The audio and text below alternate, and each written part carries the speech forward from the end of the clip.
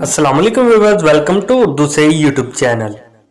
Like the video, subscribe my channel and press the bell icon to get notified. नाम है बाकी। बाकी नाम के इंग्लिश में स्पेलिंग बनते हैं BAQI। बाकी नाम का इस्तेमाल लड़कों के नामों में होता है। बाकी नाम लड़कों के लिए मखसूस है। बाकी नाम का मजहब मुस्लिम है।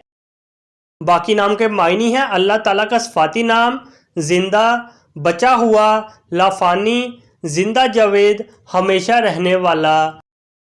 बाकी नाम के इंग्लिश में 4 हरूफ हैं और ये एक लफ्ज़ है, 4 वर्ड्स एंड 1 लेटर।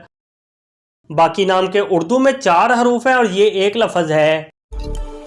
अपने नाम का मीनिंग जानने के लिए कमेंट बॉक्स में लिखिए। चैनल को सब्सक्राइब कीजिए, वीडियो को लाइक और शेयर कीजिए। Thanks for watching.